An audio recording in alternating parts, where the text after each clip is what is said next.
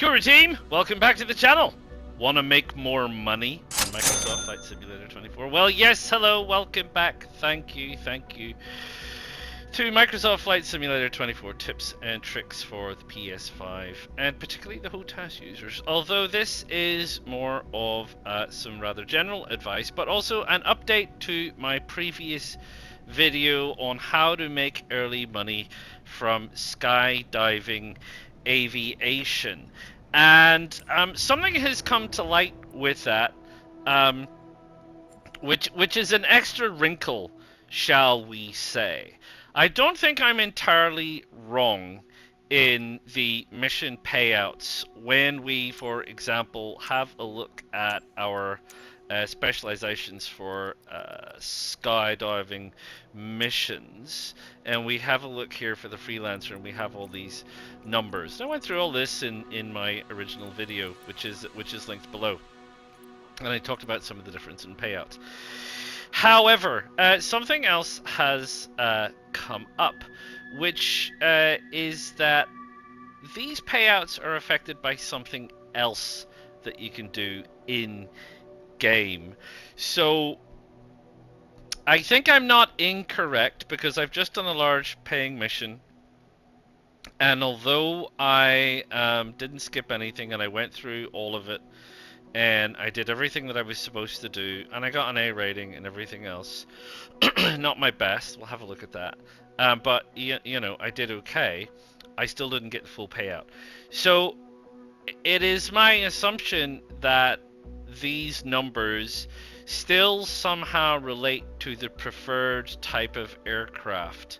Now, I don't think we see, when we look at this, which is the preferred aircraft. You've got some. So yeah, these are all Grand Caravans. You saw there was a Porter, which is the smaller one, which I did talk about and I did say. So I think just by default, its preference is to pick the Grand Caravan, because that's the plane. There's the Turbo Porter. So that one, for example, is going to be less people. If we were to go back to Freelancer, that's skydiving above Mexican gems. You can see that that's 36,850, whereas all these other ones are more money. So I do think that there is a certain element of truth in what I was saying in relation to this is the price for using Grand Caravan. And some of these Grand Caravan missions might be taking 10 people, 12 people, 8 people, you know, whatever. Unfortunately, the game doesn't tell us that right at the very beginning, and it doesn't even tell us this here. It just says that there are some people. Oh, here we are. Jumper profile: 11 solo sky enthusiasts. So I think maybe if you're wanting to maximize money, you might want to have a close look at this as well and sort of see, well, if you take this mission and you're not taking it with the Cessna Grand Caravan, you aren't going to get full payout. So we'll need to go back to our freelancer menu and have a look at that. So we'll have a look at this. So let's have a look at this one, for example. So this is Tim. Hey, Tim. So Tim's only taken 2 people. 87,000 credits, 2 people. You can do this in the Cessna Caravan, the Cessna Skyhawk. You don't need a caravan for this because it's only carrying 2 people. So this will make you a lot of money. How do you make all of that money, or nearly all of that money? Well, let's have a look, shall we?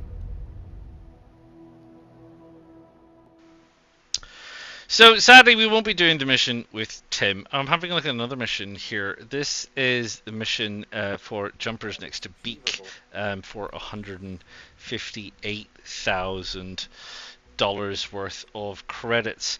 And I was having a look at this just before I did that section that you have just had a look at.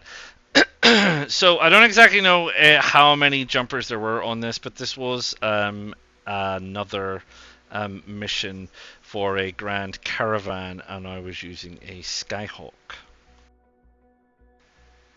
So how do we maximize our payout? Well, it's really rather simple. Skip nothing. Not even this. Where you have that hold menu button to skip to taxi, don't use it. Don't use it ever. Don't ever be tempted to use it. Leave it alone. Or use it, but you need to be aware that if you do use it, you are going to lose some cash. So don't be tempted to use that. Go through everything. Go through the whole thing. Get people on board. Do all the kind of bits and pieces. I get a little bit lost here because it's something that I haven't even done. I haven't done in so long. So it seems to be that the way the game works is that the game looks at the situation in terms of how much you use the menu button to skip. And the more you use the menu button to skip, the more money you lose off the final payout. That's not affected by sim rate. So you can speed up the sim rate and slow the sim rate down in game as much as you like. It doesn't seem to have an impact on the amount that you get paid at the end of it. I have done a little bit of background research and tried to find out. The general word on the threads street is that the rating that you get at the end, the score that you get at the end, doesn't have a large direct impact on the final payout. It would seem to me that it has some impact, but I don't know what the quantity of that impact is, but I think it's relatively small. It's thousands of dollars and cents, not tens of thousands of dollars and cents. So I shouldn't panic too much if you're not very good at landing. You can certainly see at the end of this that I'm certainly not very good at landing. But that's probably not the bigger issue. The bigger issue is this menu button. If you use this menu button, you are going to lose money, and you lose a lot of money compared to what you think you are going to get at the end. Right, so here we are at the end. As you can see, 94%, 96%, 100%, landing smoothness 65%. I got one flaps extended, so it's a solid score. That's a top rated A. So let's see what it did. This is $158,460 mission. Remember, we assume it was for the Grand Caravan originally, and we are going to get 61,150 credits. Base income 41,850. So that's the calculated amount based on the fact that we used a smaller plane, I do believe. So that is the base amount for using the Cessna. So that's what we were actually going to get paid from that mission, not the 158,000. We got a reputation bonus because we have an A reputation, and a no skip bonus of 13,740 because we didn't skip a single thing. That's quite a bit. That's quite a lot out of 41,000. It's not quite 20%, but it is certainly quite a big chunk. So there you go. If I were you, I would bear that in mind, and I would stay away from the blue button. Right. So I hope all of that is useful, and I hope you found that helpful. It is just another way of looking at some of this stuff, and trust me, when you want to get 2 million, 3 million, 4 million, 8 million, whatever, 15 million for a plane, knowing how to maximize the amount of money from doing missions like this is really, really key. So it is a lot of it about really intelligent selection, as I have said before. You know, aside from obviously what I said in choosing you know, whether it's going to be Tim and his friends or whether it's going to be, you know, Sarah or Susan and 11 people, is going to make a difference to what you ultimately get paid at the end of that particular mission. And you know, the other thing that we said to check is just exactly how big is the airport. Um, this is not bad. It's a grass runway, but that's okay. We can land a Cessna Skyhawk on a grass runway, and we don't run the risk.